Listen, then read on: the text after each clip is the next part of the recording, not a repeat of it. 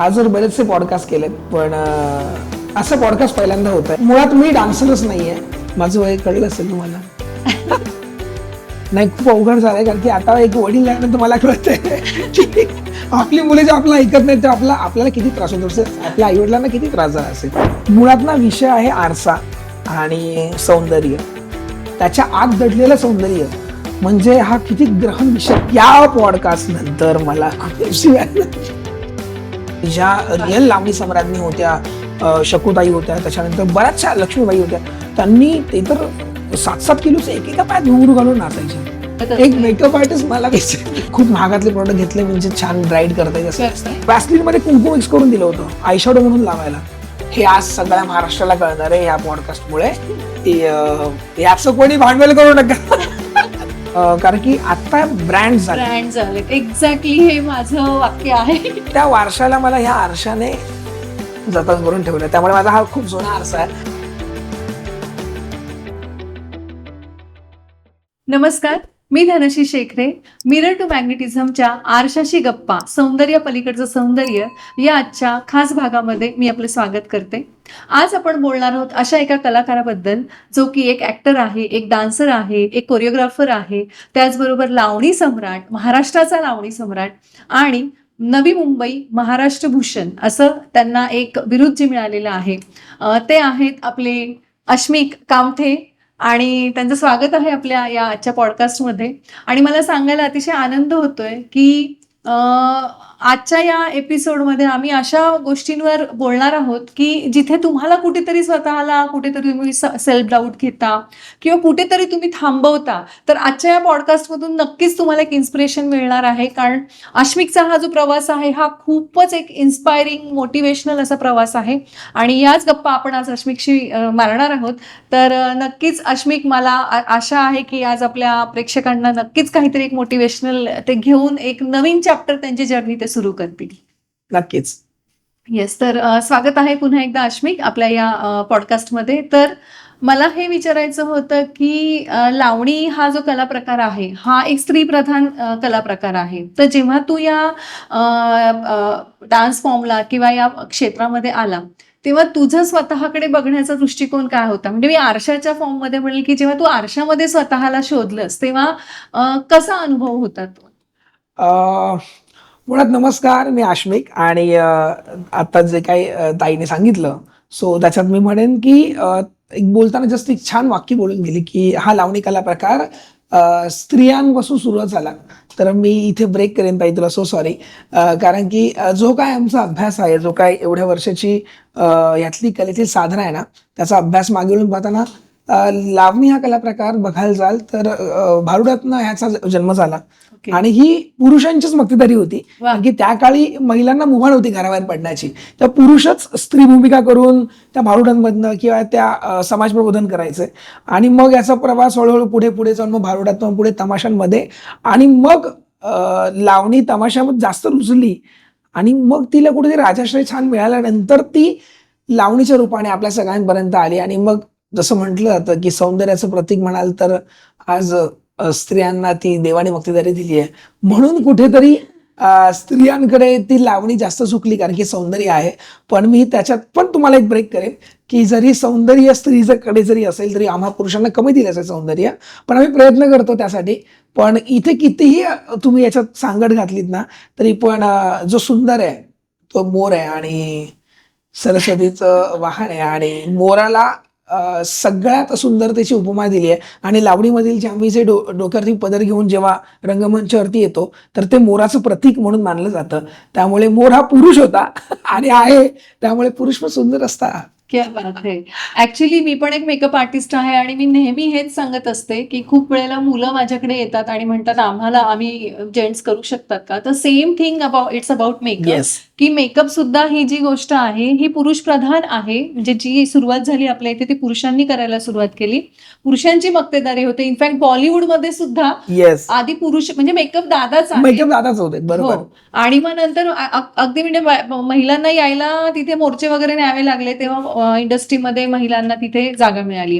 तर thank you so much for sharing this. कारण खूप जणांना या इंडस्ट्रीत यायचं असतं, पण एक सेल्फ डाऊट असतो की बरोबर. मी करू की नको करू. तो यू आर द एक आयडल आहे की तुझ्याकडे बघून नक्कीच ज्या मुलांना किंवा ज्यांना असं वाटत असेल की लावणीमध्ये मी का जावं, मी करावं की नाही करावं, तर त्यांनी अगदी डोळे झाकून तुम्ही नक्कीच. अश्मिकचा गायडन्स घेऊ शकता. आणि he is also choreographer, he Yes. Takes classes also. आणि इतके शोज होत असतात अश्मिकचे, मी बघत असते. And I am really blessed की माझ्या अगदी शॉर्ट कॉलवर ही इज हिअर, की मला अक्षरशः म्हणजे असं रिअल वाटत नाही अजूनही. I am really happy. आणि मला अश्मिक, म्हणजे मला हा प्रवास, मला तुझ्याशी पॉडकास्ट करण्याचं कारण काय माहितीये का, मी खूपदा मी मला असं खूप मी बघत नाही, मी खूप मोजक्या लोकांचे रील्स हो, बघते बर. आणि you are one of them. तर मी जेव्हा बघितलं की यू आर लाईक मोटिवेशन, जे जिथे मला मोटिवेशन येते, तर असे माझ्यासारखे खूप लोक असतील की जे बरोबर. तुझ्याकडून मोटिवेशन घेत Yes, असतील ते बघून. तर सर्वात आधी इथे मोटिवेशन आज तू द्यायला उभा आहेस, पण तू स्वतः कधी म्हणजे कोणाचं मोटिवेशन घेतलं किंवा कसा काय या फील्डमध्ये आला, तुझी सुरुवात कशी झाली इथे? वा. आजवर बरेचसे पॉडकास्ट केलेत, पण असं पॉडकास्ट पहिल्यांदा होत आहे. आणि जे मला अनुभव खूप छान पद्धतीने मिळतोय आता सुरुवातीलाच. मोटिवेशन म्हणायला जाल ना, तर प्रत्येक गोष्टीतून आपल्याला शिकायला मिळत असतं. मग ते लहानकडनं असो, थोरांकडनं असो, की अगदी त्याला काही मर्यादा नसते. कारण की आपल्याला फक्त शिकणं हे मनामध्ये ठेवलं की त्यातनं शिकायला मिळतं आणि मोटिवेशन मिळत जातं. माझा जो काही प्रवास लावणीचा सुरू झाला, मुळात मी डान्सरच नाहीये, मी कोणतीही नृत्यशैली शिकलेली नाहीये. बापरे.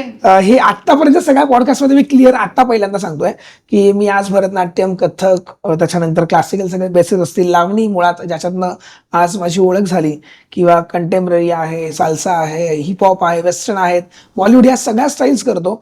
पण ह्या सगळ्या स्टाईल्स कुठेच आजवर शिकलो नाहीये, त्याचं कुठेच प्रशिक्षण नाही घेतलंय. पण त्या ओघात पडल्यानंतर समुद्रात पडलोय, तर पोहायचंय. आणि ते करत असताना जबाबदारीचं ओझं होतं एकीकडे घराचं. त्यामुळे करता करता फक्त हे करताना मला खूप चांगल्या व्यक्तींची, खूप चांगल्या ह्या सगळ्या फॉर्मची साथ मिळत गेली, म्हणून मला त्या प्रवाहात शिकता आलं. मागे वळून बघताना विचार केला तर असं वाटतं की मला माहित नव्हतं की माझं ह्याच्यात करिअर होईल. कारण की आज करिअर होतंय आणि हे बघून मला खूप बरं वाटतं. पण खरं सांगायचं ताई, कुठेच शिकलो नाहीये. म्हणजे लावणीचे तोडे तुकडे, म्हणजे लावणी काय असते मुळात, नाचणं एक मुलगा म्हणून आपल्याकडे हजारो लोक बघणार तिथे बसलेली, तर मी तिथे कॉन्शियस असायचो. कारण की पहिले मी नाटकात काम करायचो, बालनाट्यामध्ये. मग ती सुरुवात झाली आणि मग ते 2005 ला एका नाटकात काम करताना स्त्री भूमिका करायची. म्हणजे कोणीतरी स्त्री हव्या होत्या, 2च स्त्री होत्या नाटकात. एक दासीचा रोल प्ले करत होती, एक राणीचा प्ले करत होती. छोटासा किस्सा म्हणून सांगितला नक्की की नक्की. तेव्हा असं दाखवायचं राज्यात काहीतरी चोरी होते. हा. मग ती कशी होणार चोरी, मग काय करणार. आमचे सर आहेत, माझे गुरुवर्य श्री पवळे सर, ज्यांनी मला ह्या कलाक्षेत्रात आणलं आणि असं पाठीवरती ओझं दिलं आणि सांगितलं की आता तुला हे पेलवायचंय. सो तसं सरांनी सांगितलं की काय करता येईल. तर मग असं सरांनी अक्कल हे टाकली की आपण असं दाखवूयात की राज्यात ना काहीतरी नर्तनाचा कार्यक्रम सुरू आहे Okay. राजवाड्यात, आणि सगळे तिकडे बिझी आहेत, आणि मग राज्यात चोरी होते. मग काय, मग तिथे नर्तन करण्यासाठी कोण. तर मग तेवढ्यात पप्पा माझे म्हणाले की अश्मिक असा घरात असं नाचत असतो, मग त्याला इथे नाचेल तो. पण असं म्हणणारे माझे वडील. आणि म्हणजे मी तर खूप छोटा होतो, कारण की 2005 किती वय होतं तरी? 2002. तर माझं वय कळलं असेल तुम्हाला. नाही, माझं तर रनिंग, मी आता 33 वयात आहे आता सध्या. पण 2002 ची गोष्ट. आणि पप्पा म्हणाले की हा करेल, म्हणून मग चला करूयात. मग जेव्हा तुम्ही नेहमी मला ज्या काही साधू शृंगारात नेहमी बघता की माझ्या आज साड्या असतील किंवा ज्वेलरी असेल, असं माझ्याकडे काहीच नव्हतं. तेव्हा पहिल्यांदा मी गाणं परफॉर्म केलं होतं, खेळताना रंगबाई होळीचा आणि राजसा जवळी जरा बसा. ही गाणी मला माहीतच नव्हती. ही गाणी माझ्या वडिलांमुळे माहिती, कारण की ते दूरदर्शनवरती बघायचे. तेव्हा धिनाधिंदा लागायचं, त्याच्यातनं ते बघायचे दूरदर्शनवरती. मग ह्या 2 गाण्यांवरती नाचेल आणि मग असं काहीतरी शूट करू आपण, नाटक करू म्हणून केलं ताई. आणि मग ते दिवाळीचं सुट्टीमध्ये केलं होतं. मग ते सगळ्यांना आवडलं. मग 4-5 महिने गेले, परत मेची सुट्टी आली, परत अश्मिकची लावणी झाली पाहिजे, म्हणून मग ती लावणी लावणी लावणी. आणि मग ते प्रत्येक वर्षात 2 सुट्ट्या असायच्या, दिवाळीची सुट्टी आणि उन्हाळ्याची सुट्टी. त्याच्यात लावणी करता करता करता मग ते 2005 पर्यंत कसं बसं मग केस आले, मला विग लावायचं टेक्निक आलं. मग आई मला हेल्प करायची, माझे वडील हेल्प करायचे, माझ्या बहिणी खूप हेल्प करायच्या. पण कधी वाटलं नव्हतं की ह्या स्त्री भूमिके, म्हणजे ह्या स्त्री पात्रामुळे मला माझं पुढे जाऊन याच भूमिकेतनं मला मार्गक्रमण करता येईल. पण तो प्रवास खूप छान होता, कारण की त्या आठवणी आहेत, त्या आठवणी साठवणींमध्ये जमा झाल्या आणि खूप छान प्रवास आहे. म्हणजे आज हे सगळं बोलताना काय काय सांगू आणि काय तुमच्याजवळ एक्सप्लेन करू याचं थोडंसं गणित थोडंसं होत आहे. पण खूप बरं वाटतं, कारण की ह्या प्रवासात मी आलो आणि आज हे करताना ह्या सगळ्या गोष्टी शिकता येतात आणि मी आजही शिकत असतो. कारण की आज माझे घुंगरू 6 किलोचे आहेत, 3-3 किलो पायात घुंगरू असतात. पण हे करताना ना, ते घुंगरांनी आजवर जेवढं मला मागे रडवलंय ना, तेवढंच मला माझ्या कारकिर्दीत घडवलंय मी म्हणेन. त्यामुळे मला खूप बरं वाटतं या गोष्टी. क्या बात है. मला हे खूप आवडलं की आठवणी आज साठवणींमध्ये आहेत. म्हणजे जे काही आपण मेहनत केली ती आज आपलं भांडवल म्हणून आपल्या Yes. पाठीशी उभी आहे.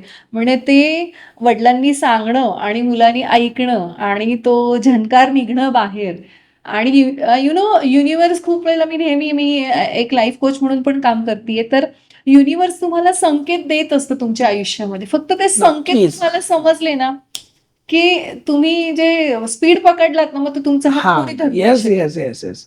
त्यामुळं येस, तो संकेत मिळाला आणि त्याला वडिलांनी सांगितलं म्हणून एक गुरु आदेशच म्हणता येईल, की तो वडिलांच्या रूपात येस, मिळाला मिळाला मला तो. आणि तो तू ऐकला.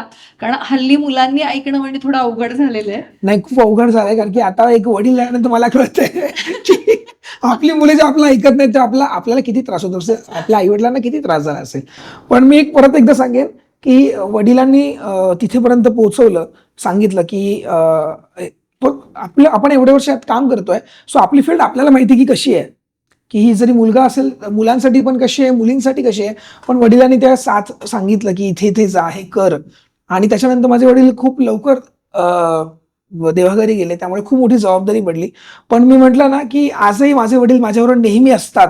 याचं मला जसं ताईने सांगितलं होतं, की ती लाईफ याच्यातनं ती सगळंही करतेच. तर मी नेहमी सांगतो ताई, की माझे वडील किंवा माझ्या जेवढ्या काही पॉझिटिव्ह एनर्जीज आहेत ना, माझ्यावर नेहमी असतात. त्यामुळे मला माहित नाही, म्हणून माझ्याकडनं कुठेही जाऊ देत, मी अगदी नवीन ठिकाणी जरी कुठे गेलो ना, तरी पण मी असं खूप म्हणजे असं हे नाही आहे की चुजी नाही की मला हेच पाहिजेच नाही. तर माझ्या त्या सगळ्या गोष्टी ना, सकारात्मक गोष्टी, त्या मला अगदी आपलंसं करून घेतात आणि माझ्यामुळे मग समोरची व्यक्ती आपलंसं होते. सो त्याच्यात मी खूप सुखी असतो. क्या बात है. आता तू जे बोललास की ऊर्जा, की एनर्जी, ती एनर्जी असते, ती आपल्या सोबत असते, जी पॉझिटिव्हिटी असते आणि ती आपल्याला समजून घ्यायची किंवा जसं बरोबर. तुला संकेत म्हटलं की संकेत असतात. तर मगाशी बॅकस्टेजला आपण बोलत होतो तेव्हा तुम्हाला तो वडिलांचा एक अनुभव सांगितला किस्सा, तो प्लीज एक शेअर कर. कारण ती एनर्जी किंवा आपण म्हणतो खूप जण आई किंवा वडील गेले म्हणून थोडंसं ते डिप्रेशन मध्ये वगैरे जातात. पण नक्कीच आई वडिलांचे आशीर्वाद आपल्या सोबत कसे असतात त्याचं हे उत्तम उदाहरण मगाशी मी ऐकलं तुझ्या. उत्तम उदाहरण आहे. मी ताईला मगाशी जर सांगताना सांगितलं, म्हणजे तुम्ही बघू शकता माझ्या सोशल मीडियावर त्याचा व्हिडिओ पण आहे. एक पुण्यातच आम्ही एक कार्यक्रम करत होतो, मल्हार नावाचा. अभिजित डोंगरे सर त्यांचा इव्हेंट होता आणि सवाल जवाब होता, जो आपण चंद्रमुखी चित्रपटातनं बघितला. तो मी आणि माझी स्टुडंट आरती आम्ही प्रेझेंट करत होतो ऑडियन्स समोर. आणि ते चालू असताना आम्ही ते शूट सगळं झालं, म्हणजे तो शो होता, तो झाला. मग मी 1 महिन्यानंतर त्याचा रील पोस्ट केला आणि मग मला एका महिलेकडनं त्याच्यावरती कमेंट आली, जी कमेंट माझ्यासाठी खूप शॉकिंग होती. म्हणजे माझी अख्खी फॅमिली, माझे अख्खा स्टाफ, आम्ही सगळे, मग त्याच्यानंतर मी खूप जास्त इमोशनल झालो किंवा मला ते खूप जास्त रडायला आलं. कारण त्या शोच्या वेळेला पण तुला असं रिअलाइज कारण की शोच्या वेळी झाल्यानंतर, मी बाहेर गेल्यानंतर मी माझ्या मुलांना म्हटलं, का माहित नाही, कारण सवाल जवाबच आई म्हटलं, वडिलांचं त्याच्यातनं उत्तर देणं होतं. आणि ते मी बोललो बाहेर नंतर, अरे मला वडिलांचा खूप जास्त भास झाला आज स्टेजवरती, काय माहिती का. तर झालं, मग ते आम्ही खूप इमोशनल झालो, रडलो आम्ही सगळे. आणि मग परत जाऊन परत मेकअप टचअप आणि परत मग पुढचं गोंधळाचं सादरीकरण करायचं होतं. ते करत असताना ना, रंगमंचावरती आपण रंग देताना नारळ वाढवतो. 2 ताचे भाग होतात आणि ते पुढे ठेवलेले होते. रंगमंचावरती पूर्ण शांतता, मी खालती बसलोय आणि मग मी ते प्रेझेंट करतोय, वडिलांबद्दलचं ते उत्तर देतोय, तिच्या सवालाला जबाब देत होतो. आणि पूर्ण रंगमंच शांत आहे आणि समोर ठेवलेला जो नारळ होता ना, तो नारळ हळूहळू करून पूर्णपणे गोल फिरतोय.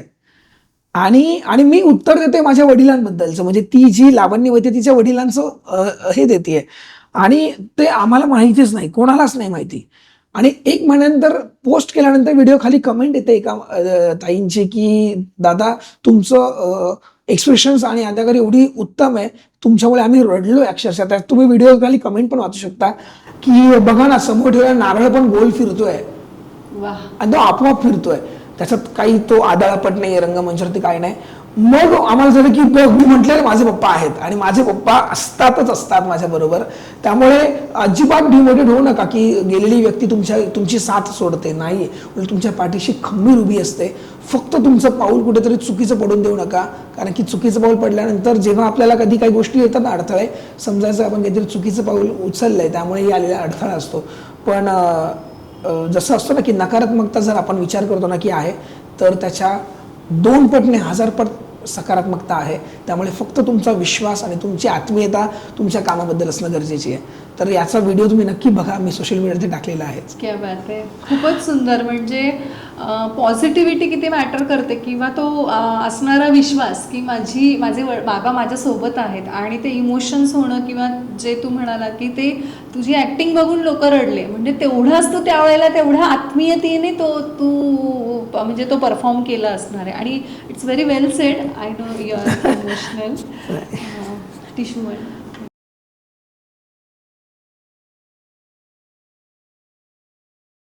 पण आज आई सोबत आहे. हा, येस येस आई सोबत आहे.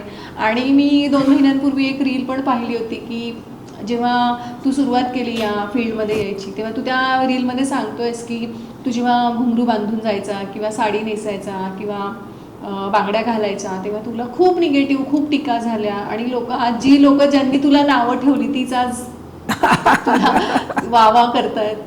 तर हीच गोष्ट असते, जेव्हा तुम्ही कुठे पुढे वर जायचं असतं तुम्हाला, तेव्हा लोक तुम्हाला खेचणारे असतात. पण जेव्हा आपण एका लेवलला जातो तेव्हा तीच लोक आपल्याला वावा पण यातनं मजा पण येते खूप जास्त. म्हणजे मला ना खूप जास्त आवडतं की जर कोणी नाव ठेवलं ना तुम्हाला, तर मला त्यांचं खूप जास्त मजा येते काम करायला. हा, चॅलेंज मिळतं. कारण की ना कोणतेही, म्हणजे मी आज एवढे वर्ष काम करतोय, आपण खूप वर्ष लोक म्हणाला, पण मी जे काही लावणीतनं काम करतोय त्या कामातनं मी स्वतःला आजवर कधीच कोणाला कॉम्पिटिशन नाही समजलं की ही व्यक्ती, याला मला कॉम्पिटिशन अजिबात नाही समजलं. मला माझं स्वतःचं एक अस्तित्व निर्माण करायचं होतं. जे अस्तित्व निर्माण करायला मी स्वतःच विचार नव्हता केला ना की मी लावणीतनं काहीतरी अस्तित्व निर्माण करेन. त्यामुळे मी कधी कोणाला कॉम्पिटिशन नाही समजलं. माझं कॉम्पिटिशन माझं स्वतःचीच आहे. मला आज कसं दिसायचंय, आज माझ्या साधं केशभूषेतनं कशी मला वेगळ्याच केशभूषा करायचे, हे कॉम्पिटिशन मला स्वतःशी असतं. मग ते कुणीतरी समोरचं मग त्याला आपल्याला अनुकरण करतं, मग त्याच्यात उलट मला स्वतःला अभिमान वाटतं की मला कुणीतरी आज कोणीतरी आपल्याला कॉपी करतं किंवा अनुकरण करतं ना, तेव्हा तेच सिग्नल असतं की you are on that height, म्हणून लोक कॉपी. मला तेच म्हणायचं. फॉर एक्झाम्पल कॉपी तेव्हाच. हा, म्हणजे माधुरी दीक्षित आहे, त्यांनी आज हमको आजकाल हे गाणं केलं, ते जगप्रसिद्ध झालं. आज कोणतंही तुम्ही एखादं डान्स कॉम्पिटिशन घ्या, एखादी तरी चिमुकली असते ते हमको आजकाल सेम डान्स करणारे. सो मग माधुरी दीक्षित त्याला सांगायला जात नाही ना की अरे मला का कॉपी करते, मला का. तुम्ही एक ब्रँड आहात. सो तुम्ही एक ब्रँड झाल्यानंतर तुमचेच आदर्श घेणार. त्यामुळे त्याच्यावरती जळण करण्यापेक्षा त्याच्यावरती प्राऊड फील करा की यार आपल्याला कोणीतरी बघून फॉलो करत आहे, किंवा मग तुम्ही खरं इन्फ्लुएन्सर आहात. मग तुम्हाला बघून कोणीतरी इन्स्पायर होत आहे. सो ह्याच्यातनं तुम्हाला खूप स्वतःला आहे ना एक काय म्हणतात ना, असं एक खुशमिजाज समजा की अरे तुमच्याकडे बघून आज कोणीतरी शिकतंय. त्यामुळे तुम्हाला पॉझिटिव्ह राहणं खूप गरजेचं आहे. कारण तुम्ही पॉझिटिव्ह असाल तर तुमच्यातनं आदर्श घेणारे पण तेवढाच ताकदीने आदर्श घेतील. अगदी. कारण तुम्हाला इन्स्पिरेशन मांडतंय, तुम्ही मोटिवेशन आहात कोणासाठी तरी. तुम्हाला जर हारलेलं किंवा नकारात्मक पाहिलं तर ती व्यक्ती पण तेच घेणार. आता तुम्ही त्या लेवलला आहात तर तुम्हाला you have to be energetic. तो जो झरा आहे तो वाहतच राहिला पाहिजे. पण याच्यात पण एक अजून एक वेगळं गंमत आहे. आपण खूप पॉझिटिव्ह राहिलो ना की लोक आपल्याला खूप जास्त घेतात.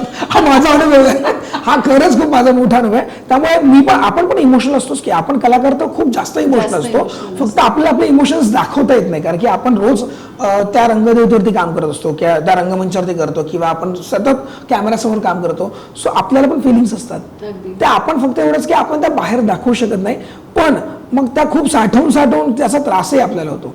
त्यामुळे मला असं वाटतं की जर तुम्ही कलाकार आहात, तुम्ही कोणत्या क्षेत्रात असाल, तुम्ही परखड राहिलात ना तर तुम्हाला कसल्याच गोष्टीचं तुम्हाला दडपण येत नाही. त्यामुळे असं राहायचं माणसाला की ओपन बुक, इथे वाचा, पान पलटा, परत वाचा, परत आठवतं तर परत या, परत रिटर्न वाचा, पण ओपन बुक राहा. Very nice, very well sed, very well said. I am really enjoying this podcast. Like मला खूप शिकायला मिळतं पर्सनली. तर अश्मिक, म्हणजे नऊवारीतला तुझा तो साज शृंगार, म्हणजे 2 मिनिटं माणसाला असा मी जेव्हा रील पाहिला मी परत मागे गेले, परत पुढे आले, हा अश्मिक आणि हा अश्मिक यामध्ये एवढा डिफरन्स आहे. तर जेव्हा तू रेडी होतो, आज आपला विषय तसाच आहे, आरशाची गप्पा. अरे वा, हो हो, येस. तर जेव्हा तू आरशामध्ये स्वतःला बघतो तेव्हा तुझं ते जे लुक आहे तेव्हा तू स्वतःला काय एनर्जी अशी देतो? कारण मी तुझे परफॉर्मन्स पाहिलेत की म्हणजे आत्ताचा जो अश्मिक आहे, आणि I am really I know की तो नंतरचा अश्मिक पाहिल्यावर मी पण अशी शहारा येणार आहे माझ्या अंगावर की हाच तो का. कारण मी किती वेळा रील पाहिले तुझे, किती वेळा मागे पुढे मागे पुढे. तर तू स्वतः आरशातून काय एनर्जी घेतो, किंवा तू आरशाला, मला तर वाटतं तुझ्याकडूनच आरसा एनर्जी घेत असावा. नाही नाही पण नाही. आरशाबद्दल तुझ्या काही अशा आठवणी किंवा काही असे किस्से आहेत का की तू केला मेकअप, सुरुवात कशी केली? मला खूप प्रश्न आहेत ऍक्च्युली, पण तूच सांग की हे तू साज शृंगार करायला कसं शिकला, किंवा तू क्लास केला का, हेअरस्टाईल करणं म्हणजे it's not a easy job. Yes. You know, फक्त डान्स नाही करत आहेस तू त्यामुळे स्वतःला सगळं. एक मेल टू फिमेल कन्व्हर्जन करणं, परत मेकअप करणं, हेअरस्टाईल करणं. कारण एक स्त्री म्हणून मला माहिती आहे की आज मला स्वतःला, मी जरी मेकअप आर्टिस्ट असले तरी मला एखाद्या फंक्शनसाठी रेडी व्हायचं तर कधी कधी फार हो, हो, कंटाळा हो. येतो. पण डेली म्हणजे फॉर परफॉर्मन्स ते पण, आणि नुसतं असं बसायचं नाहीये, परफॉर्म पण करायचं आहे. करायचंय. सो तो किती स्ट्रॉंग असला पाहिजे, तर थोडं त्याच्याबद्दल मला तू सांगशील? मुळात ना विषय आहे आरसा आणि सौंदर्य. त्याच्या आत दडलेलं सौंदर्य म्हणजे हा किती ग्रहण विषय. म्हणजे ह्यांना सलेट आहे की असं नाव मुळात जन्माला घालणं, त्या जन्माला घातलेल्या नावावरती ते नाव कायम टिकवणं, आणि त्याच्यातनं असे पॉडकास्टच घेणं आणि अशा छोट्या मोठ्या कलाकारांना बोलवून नाही, त्यांच्याकडनं नाही. जाणून घेणं. Really blessed. छोटे नाही, महान आहात तुम्ही, आम्ही छोटे आहोत. नाही नाही, पण एक खरं सांगू का, आरसा जेव्हा रोज, आरशाशी माझा संबंध रोज येतो. म्हणजे म्हणजे माझाच म्हणजे सगळ्यांचाच येतो आपल्या. कारण की आपण सकाळी आपला दिनक्रम स्नान झाल्यानंतर पण पहिला आरशातच पाहतो. माझा आरशाशी जास्त संबंध काय येतो, कारण की जेव्हा मला शोज असतात किंवा जेव्हा शूट असतं तेव्हा पहिलं मेकअप किंवा सुरुवात, माझी सुरुवात करताना, मला पुरुष असल्यामुळे मला दाढी मिशी असते, ती पहिलं क्लीन करणं. त्यामुळे मला आरशात बघून जेव्हा माझं शेविंग करत असतो ना मी, तेव्हाच मी ठरवतो की आज कुठे मला जखम नको होऊ देत. ही मुळात मला पहिली काळजी घ्यावी लागते. आणि मग ते करत असताना मग मी स्वतःलाच विचारतो की अरे आज आता हे लुक करायचं आहे. डोक्यात ठेवलेलं असतं एक, करताना हळूहळू येतं वेगळं, आणि मग सगळं झाल्यानंतर टिकली लावतानाचा आश्मिक वेगळा. सो हे माझ्यासाठी खूप मोठी गोष्ट असते खरं सांगायला गेलं तर.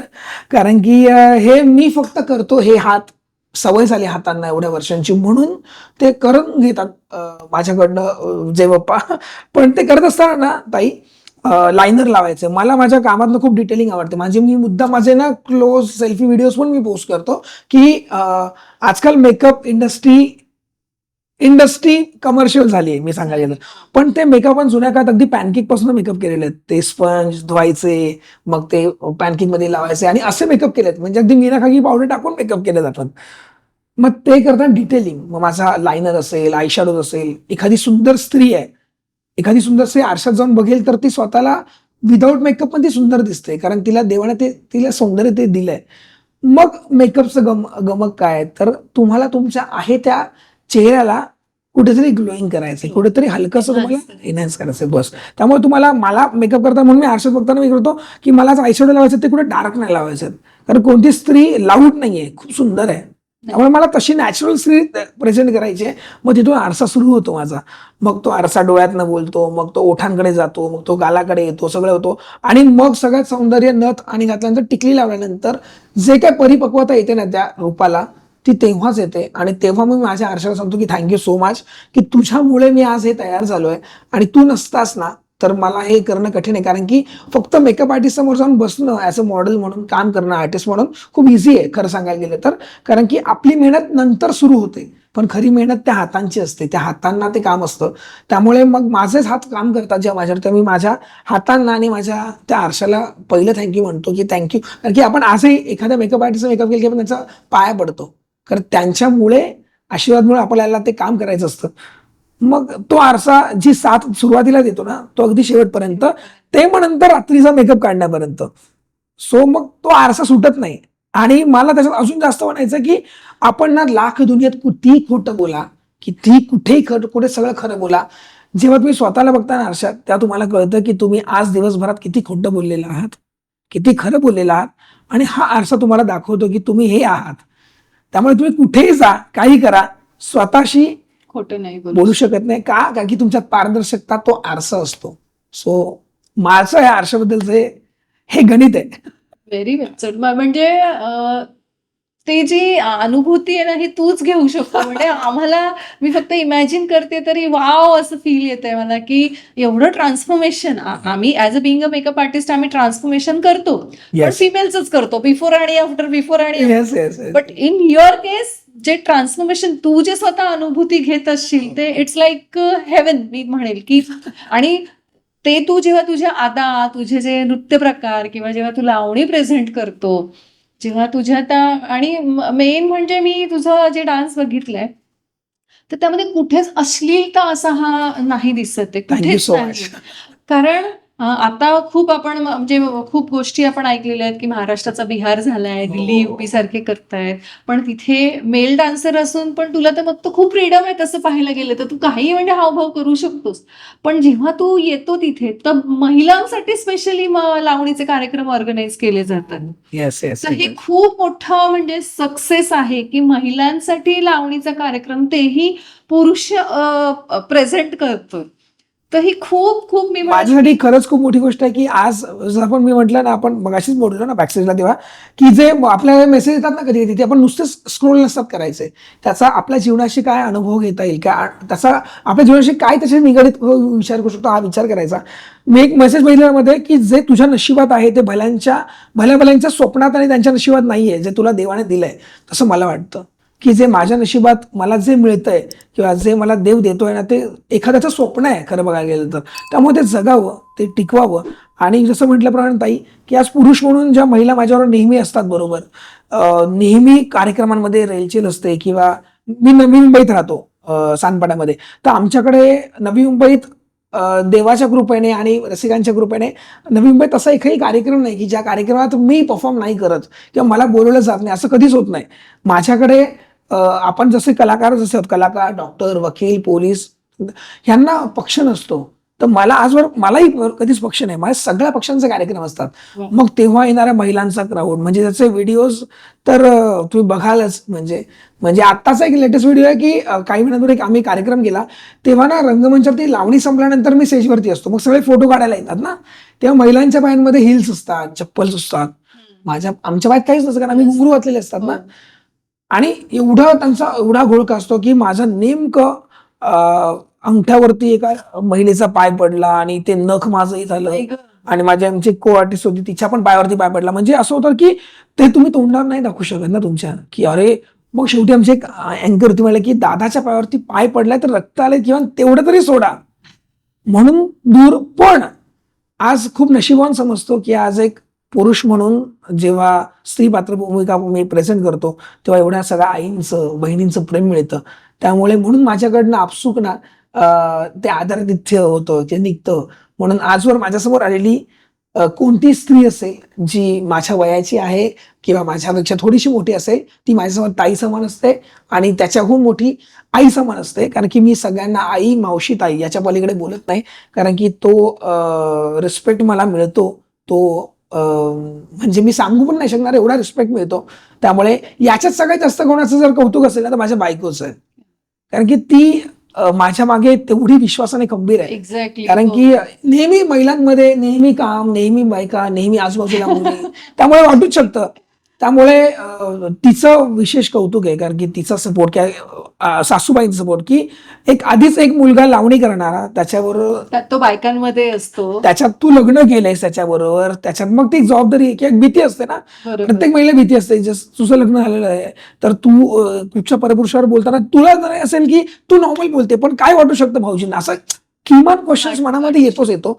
त्यामुळे विशेष कौतुक तिचं, आईचं, माझ्या बहिणींचं, की त्यांच्यामुळे मी आज स्ट्रॉंग काम करतोय, किंवा कुठेच कामात अडथळा नसतो, कधी डिस्टर्बन्स नसतं मला कामात. माझ्या कामातनं मी फ्री झालं की मग मी फोन करतो.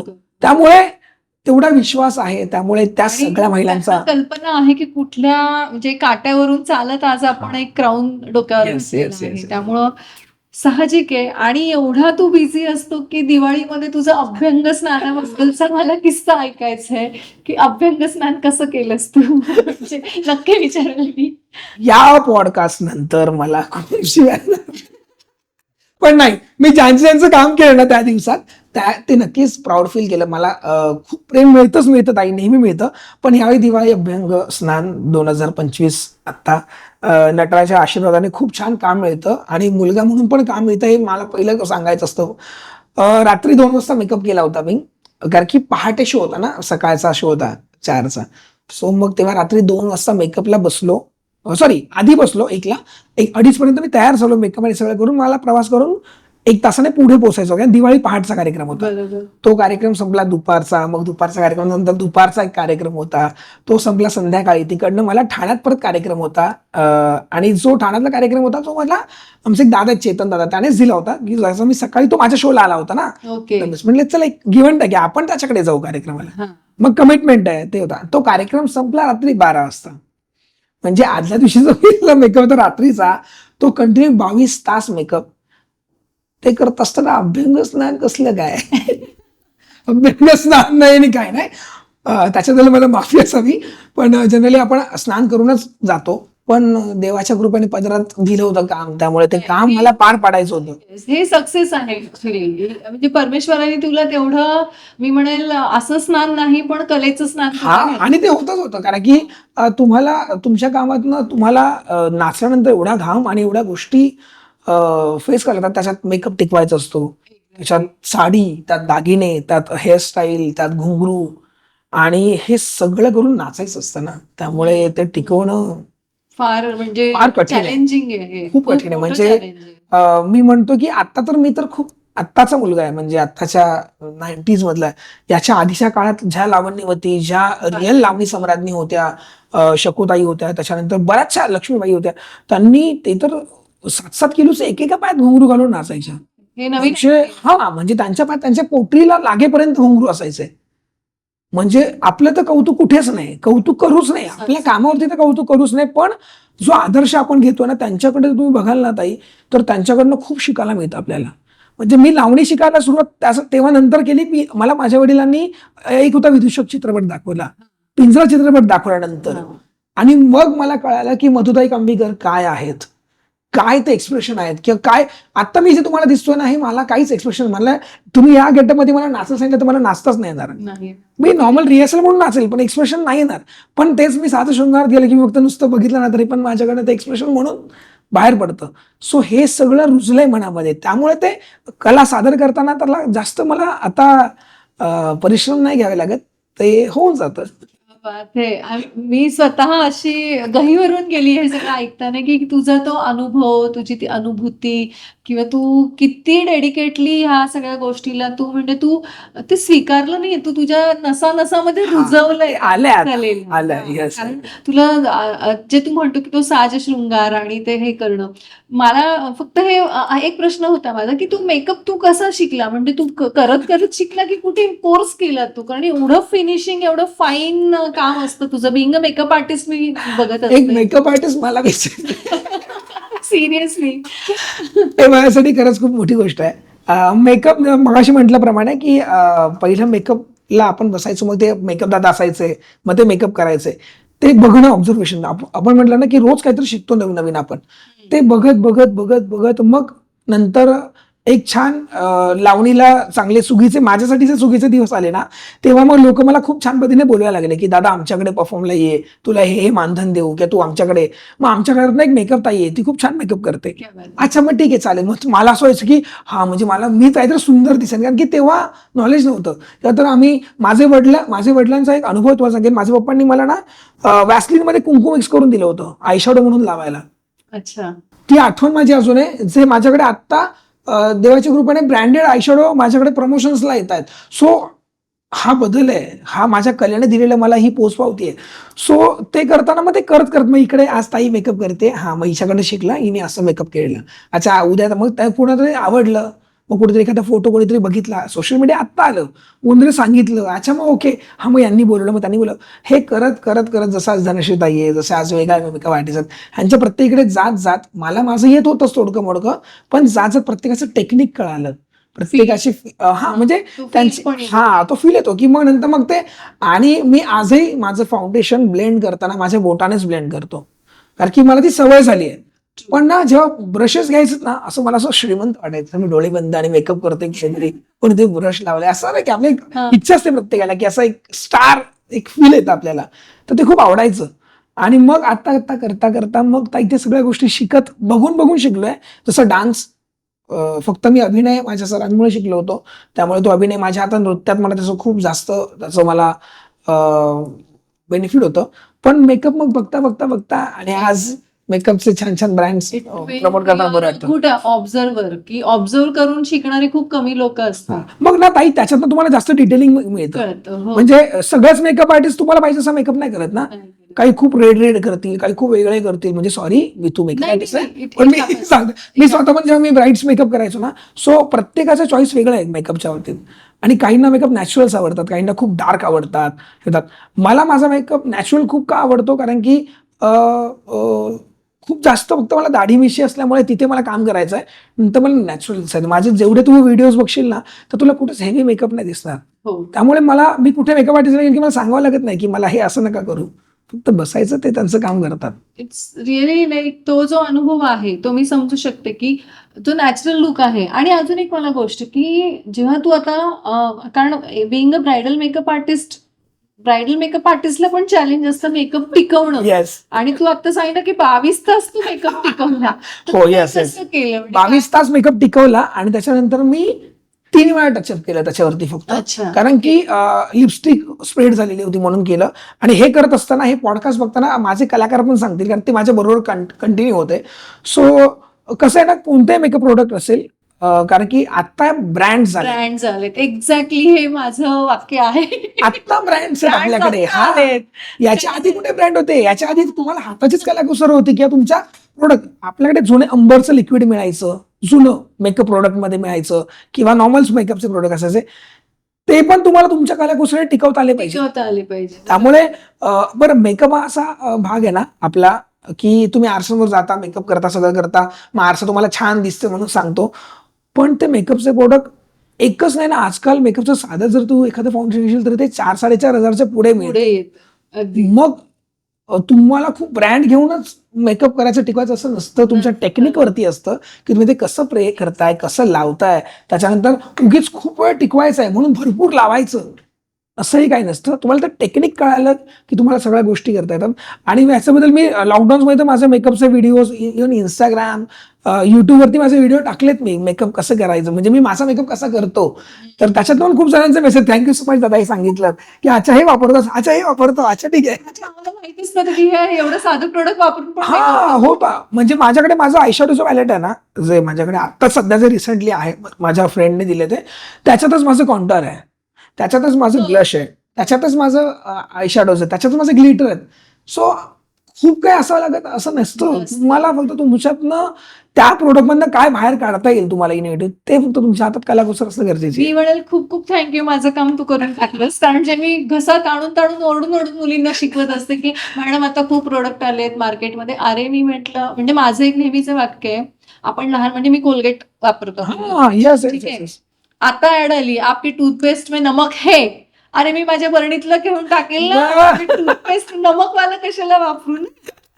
येस, बरोबर आहे. आपल्याला काय नाही, मार्केटिंग होत आहे ना त्याचं, मग आपल्याला ते दिसतं की नमकवाला टूथपेस्ट वापरायला पाहिजे, म्हणून आपण ते नमकवाला टूथपेस्ट नाही, हे मार्केटिंग किंवा आपलं, मी म्हटलं ना मगाशी की आपलं जे आता ही इंडस्ट्री, मेकअप इंडस्ट्री आपल्या ही सगळी आहे ना, ही सध्या खूप कमर्शियल झाली आहे.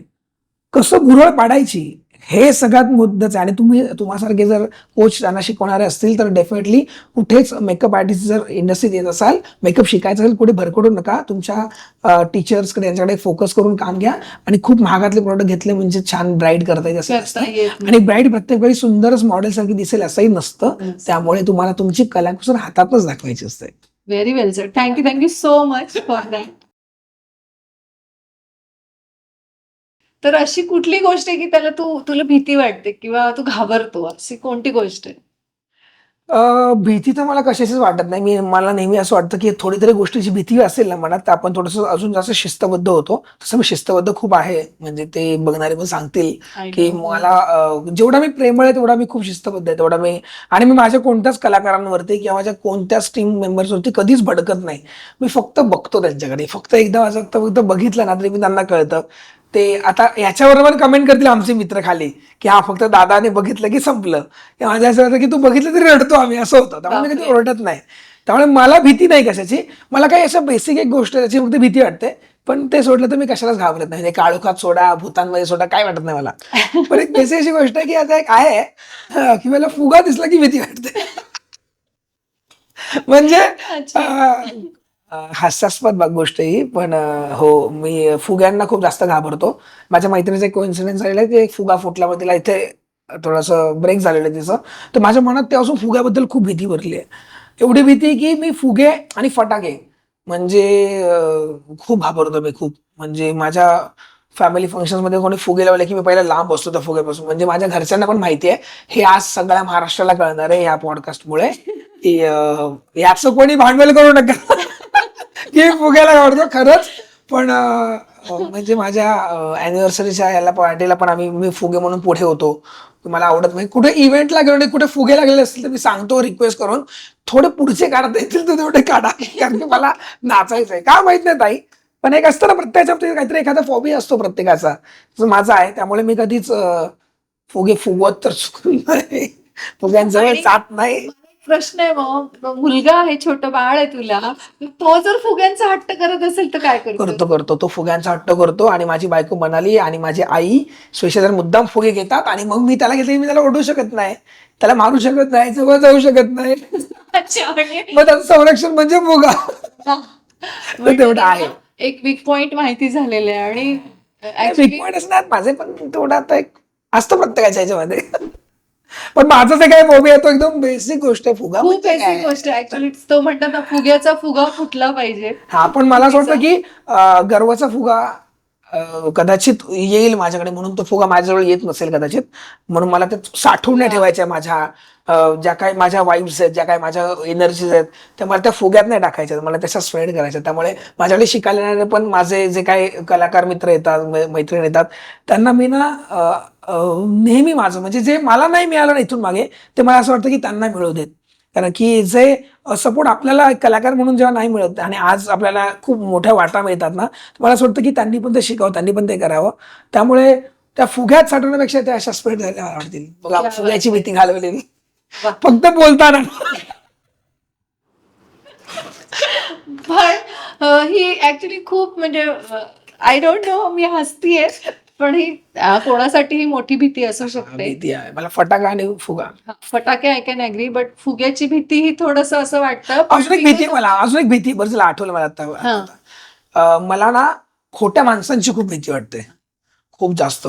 म्हणजे आपण रोज रंग लावतो ना फेस वरती, रोज वेगळा रंग, रोज वेगळे. तर मला ना मुखवटे रंग लावलेल्या लोकांपासून खूप भीती वाटते. म्हणजे त्या भीतीपोटी म्हणजे मला रंगपंचमीच्या दिवशी माझ्या खूप जवळच्या काही मित्रांनी खूप फसवलं. मित्रांनी, मैत्रिणींनी स्पेशली, हे माझं त्यांना पण माहिती असेल. Thank you so much. तुमच्यामुळे मला आज बोलता येतंय. पण खूप जास्त फसवलं ताई. त्यामुळे ना माझा त्या रंगपंचमीवरचा पण विश्वास उडाला. मी कधीच रंग नाही खेळत. मी तेव्हा जे रंग खेळलो ना, त्याच्यानंतर आत्तापर्यंत मी कधीच रंग नाही खेळलो.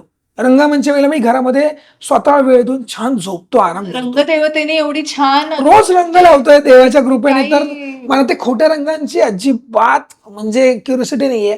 मी दरवर्षी आपण तसं ना वेगळे सण येतात, आपण फोटोशूट्स करतो, त्या गोष्टी करतो. तर मला रंगांचं, मी ह्या वर्षी माझी ताई आहे, मेघाताई घाडगे, लावणी सम्राज्ञी, तिच्यावर एक रील शूट म्हणून आम्ही तेव्हा रंग लावले, खरे खरे रंग खेळताना. ते पण हो, मी ताईला बोललो, पाहिला तो reel. दोघांनी काय रंग खिडकीमध्ये उभं खिडकीमध्ये, हा, ते आमचे खूप जास्त व्हायरल झाले व्हिडिओ. तर ते रंग लावले तेवढे, नाहीतर मी रंगपंचमी खेळत नाही. मला रंग लावले असं काय शेअर करू शकणार? शेअर म्हणजे असं ना की आपला विश्वासघात केला जातो, किंवा आपल्याकडे रंगदेवीच्या कृपेने एखादा पैसा येतो, आपल्याकडे मानधन येतं शोचं, बरोबर. त्यातनं कुठेतरी एक मानधन, आपण मित्र आहे, त्याला गरज आहे, म्हणजे मी आज माझ्या पॉडकास्टमधनं कळेल माझ्या आईला किंवा माझ्या फॅमिलीला की त्यांची खूप गरज आहे, म्हणून ना मी माझ्या मानधनातले फॉर एक्झाम्पल मला 10,000 रुपये कुठे मिळालेत तर त्यातले मी 5,000 रुपये मी त्या मित्राला दिलेत आणि 5,000 रुपयेच घर दिलेत. कारण की मला माझी आई किंवा माझी फॅमिली कधी विचारत नाही तुला किती पैसे मिळतात. कारण की मी माझ्या कलेची पात्रता एवढी ठेवली की मी माझ्या कलेला अजून कोणत्या पेमेंटमध्ये नाही डिसाईड केलंय की माझ्या कलेचे हे मानधन. त्यामुळे मी कुठे कार्यक्रमाला जातो तर मी सांगतो की तुम्ही तुमचं मानधन सांगा, त्यात काही कमी जास्त असेल तर मी नक्की सांगेन, पण मी ठरवलं नाही आजवर माझं मानधन काय. त्यामुळे मला आज देवाच्या कृपेने खूप चांगल्या मानधनाचे कार्यक्रम येतात आणि कोणाचं कमी असेल ना तर मी कधीच नाही म्हणत नाही. मी जातो, काम करतो, मग त्यांना कळतं अरे हा आपण जे मानधन त्यांना देणार आहोत ते कुठेतरी एवढं पूर्ततेचं नाहीये, मग ते स्वतःहून त्यात वाढ करून देतात. पण मग असं काही किस्से आले की मी त्यांना त्यातनं पैसे काढून दिलेत आणि मग त्यांनी ते परत रिटर्नच नाही दिले आणि मग माझ्या अडचणी म्हणजे त्यांची मदत म्हणून आपण त्यांना केलेत. मग आपल्याला ज्या अडी अडचणी तिथे आपल्याला जे हवे असतात तेव्हा ते आपले फोन ब्लॉक करतात, ब्लॉक करतात. तेव्हा ती माणसं आपल्याशी खोटं बोलतात. मग ती माणसं आपल्याशी खोटं बोलून कुठेतरी दुसरीकडे पिकनिकला असतात. मग मला ह्या खोट्या दिखाव्यांचाच मला मुळात राग आहे. त्यामुळे म्हटलं ना मी कोणावरती रागवत नाही किंवा चिडत नाही, मी फक्त बघतो. खरं मला बघण्यातनच जसं मग म्हटलं आपण आरशात खोटं बोलू शकत नाही कधी स्वतःशी. बरोबर. सो तो आरसा मला प्रत्येक वेळी दाखवतो की ते लेन्सेस मला प्रत्येक वेळी दाखवतात की तू हा आहेस ना तर असा राहा. ही लोक खोटी आहेत की ही लोक तुला फसवणार आहेत, त्यांनी त्यांची वाट बदलली, त्यांच्या वाटेत परत जाऊच नको. तर असे माझे काही जवळचे मित्रमैत्रिणी आहेत की यांना आर्थिक दृष्ट्या की त्यांचं काहीतरी घरामध्ये काहीतरी वाद आहेत, त्यांना आपण काहीतरी छान सोल्युशन द्यायचं, त्यांना छान जॉईन करायचं आणि नंतर ते जॉईन होताना आपण परत वाईट होतो. सो असं खूप झालं. मग त्याच्या आयुष्यामध्ये काही गोष्टी आपल्याला म्हणतात ना पैसे अक्कल खाती जमा झाल्याशिवाय आपल्याला अक्कल येत नाही, तसं झालं माझ्या बाबतीत. त्यामुळे फुगा फटाके हे तर रिअल फोबिया आहे, पण खरा मनात जवळ येईल तर खोटं बोलणारी लोक. कारण की मी ना माझ्या लाईफमध्ये खूप जास्त खरं बोलायचा प्रयत्न करतो. प्रत्येक माणूस हा खोटं बोलतो. आज ताई तू आहेस, मी आपण आपल्या लाईफमध्ये खूप खोटं बोलतो, पण ती खोटं आपल्याला माहित असतं की आपण ते कशासाठी बोललोय किंवा त्याचा स्वार्थ माहिती असतो. सांगितलं की एखादं खोटं चलो अच्छी केली आप एक नाही, आपण वाईटासाठी पण खोटं बोलू शकतो की आपल्या स्वतःच्या बोलतोच, आपण प्रत्येक जण बोलतो, पण त्याचं आपल्याला खरं माहिती असतं की त्याचं काय उत्तर खरं हे तुम्हाला माहितीये ना. पण मग जी अशी खोटी बोलणारी लोक किंवा बरं ती रोज आपल्या समोर दिसत आहेत आणि मग आपल्याशीच खोटं बोलतायत, मग अशा त्या माणसाला नमस्कार. आणि मग त्यांना आता आपलं कुठे ग्लॅमर दिसल्यानंतर मग जेव्हा जवळ येतात ना तेव्हा मग आपण एकच विचार करायचा की आपण आपलं काम करायचं, दिसलं की हायलो दुश्मनाला पण हायलो करावं, पण आपण आपलं काम करावं. एकदा अनुभव आला ना की त्यापासून लांब जावं. आणि हा अनुभव मला खूप शिकवला. माझ्या त्याच 3 मित्र म्हणजे जे काही 4-5 माझे मित्र मैत्रिणी आहेत त्यांनी, त्यापासून मग मी ते रंगमंच रंगांचा प्रॉब्लेम नाही मला, रंगांना कधीच प्रॉब्लेम नाही, कारण त्या रंगांच्या सुरातनं त्या रंगांच्या पंचमीने ती आठवण ठेवून दिली. आपण म्हणतो ना की रंग बदलणारा सरडा, तर मला असं वाटेल की लोक मला सरडा म्हणाल तरी चालतील रंग बदलणारा, कारण की आपण रोज बदलतोच रंग. माझ्या साड्यांचे एवढे रंग आहेत, माझ्या मेकअप एवढे रंग आहेत की जे मी म्हणेल की रंगदेवतेने तुला ऑलरेडी एवढा मोठा आशीर्वाद दिलाय की तुला हवं तसं तू स्वतःचे वेगवेगळे मी म्हणेल इंद्रधनुष्याचे रंग आहेत. Yes yes. आणि जसं तू मगाशी म्हणला की मोराचं आणि सरस्वतीचं ते वरदान आहे. Yes yes. सो मोरामध्ये इटसेल्फ किती रंग असतात आणि ते रंग ते वेगळे आहेत. येस. आणि म्हणजे मी रंगावर ऍक्च्युअली मी कविता लिहिली आहे, 8 कडव्यांची कविता आहे माझी, मी ऐकवेल ती नंतर. रंगारे रंगारे तुझा रंग कोण तारे. तर त्याच्यामध्ये मी हे म्हणते की खूप अशा गोष्टी आहेत की तुम्हाला रंगामुळे कळाल्यात. बरोबर. तर माणसं सुद्धा आपल्याला रंग बदलणारी माणसं म्हणतो आपण, रंगदेवतेचे रंग म्हणतो. तर रंग हा विषयच असा आहे ना की तो खूप वेगळा विषय आहे. कारण की मी म्हणेन ना ताई, मला अजून एक छान याच्यातूनच बोलता येईल आणि मला माझ्या ह्या सगळ्या व्ह्युअर्सना सांगता येईल की माझ्याकडे आजवर लावणी शिकायला बरीचशी मुलं आली, बऱ्याचशा मुली आल्या, बऱ्याचशा आई आल्यात, बऱ्याचशा यंगस्टर्स मुली आल्यात. म्हणजे भरपूर जणांना मी आजवर शिकवत आलोय, कारण की जे मला येतं ते मला शिकवायचंय म्हणून तर मी करत आलो. तर ते करत आलो. पण ते करत असताना आपण जसं आपले गुरुवर्य जे आहेत त्यांना आपण आजवर कधी विसरलोय नाही. त्यांनी आपल्याला मारलंय, मला तर मी मार पण खाल्लाय माझ्या गुरूंचा की लावणी करतो म्हणून किंवा हे करतो म्हणून, खूप ऐकलंय. पण मी माझ्या गुरूंना आज तगेत नाही विसरलो. माझा लावणीचा कार्यक्रम झाला, माझ्या सगळ्या गुरूंना बोलून त्यांचा सन्मान केला. का? कारण की त्यांच्या जडणघडणीतनं मी जर मोठा होतोय, जर मी शिकतोय, मग एका गुरुकडनं मी शिस्त शिकलो, एका गुरुकडनं मी लावणी कशी असते शिकलो, एका गुरुकडनं मी लावणी कशी जगवायची शिकलो, एका गुरुकडनं मी कसं ऍक्टिंग कर शिकलो, एका गुरुकडनं कशी शिस्त शिकलो. हे सगळं शिकलं. मी सगळ्या गुरूंचा आज मानापानाने त्यांचा सन्मान केला. पण आज ना आपल्याकडनं जाताना, कारण की आज ना हे कलियुग असं आहे ना की लोकांना लगेच फेमस व्हायचंय, लोकांना आपण केलेलं स्ट्रगल नाही बघायचंय. लोकांनी आज भाषे बरीचशी मुलं मुली आहेत ना की ते आत्ता भेटले मला काही वर्षांपूर्वी आणि असंची खूप छान याच्यात नाव आहेत मार्केटमध्ये, खूप आनंद आहे त्या गोष्टीचा.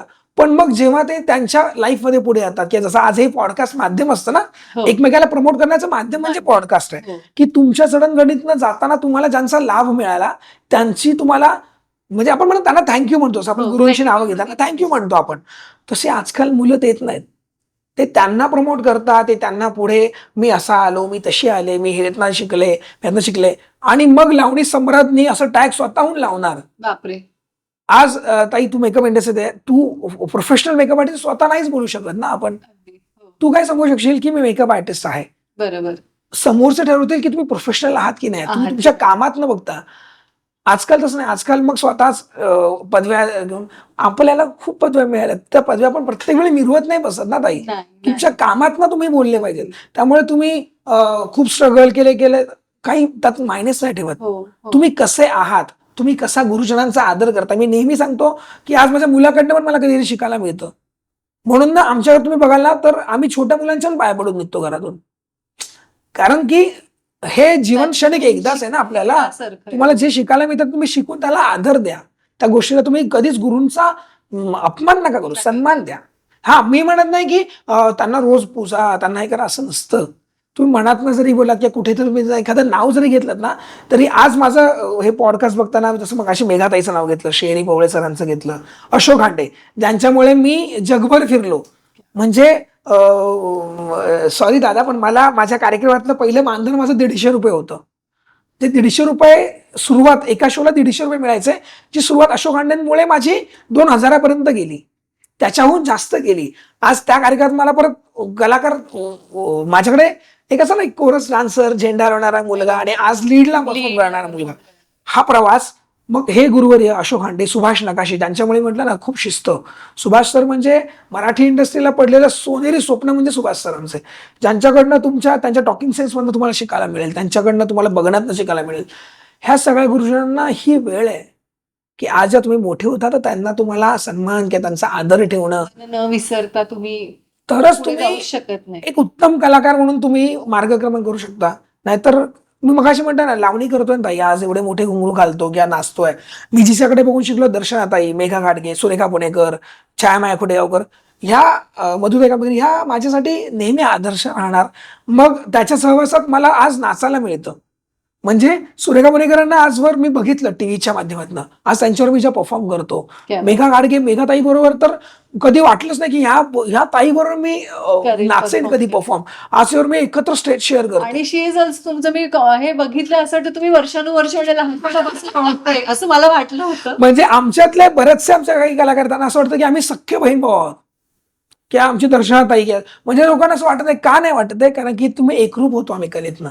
नाही, तिथे डाऊन टू अर्थ राहण्याचं तुम्ही ती जी कलेला तुम्ही समर्पित आहात ना, तर तिथे ती हवा नाहीये तुमच्या नाही, डोक्यामध्ये. आणि ती नसली पण पाहिजे. मी नसली म्हटलं ना, पाहिजे. म्हणून म्हणून म्हटलं तो फुगा आहे ना, त्या फुग्यातली ती हवाच नको आहे मला तो, मी ओपन आहेच माझ्यासाठी खूप बरं आहे. मला ते बंधन नको आहे, कारण की कोणालाच बंधनात राहायला आवडणार नाही, कोणालाच नाही, कोणत्याच. म्हणजे कलाकार तर आपण एक ह्या सगळ्या अर्थसंस्थेतनं किंवा या समाजसंस्थेतला एक छोटासा भाग आहोत. पण कोणताच कलाकार असेल, आपले आज आपण ज्यांच्यामुळे आपलं हे चित्रित होतंय, आपले बॅकस्टेज जे आर्टिस्ट आहेत, कॅमेरा आर्टिस्ट आहेत, कॅमेरा आहेत, त्यांच्यामुळे आज आपण दिसतोय. त्यांची पण कला तेवढीच महत्वाची म्हणून आपण दिसतोय. सो बरोबर. त्या सगळ्यांना रिस्पेक्ट करणं, त्या सगळ्यांना आदर देणं ही आपले प्रथम कर्तव्य आपलं. जबाबदारी आहे. येस कर्तव्य आहे अगदी.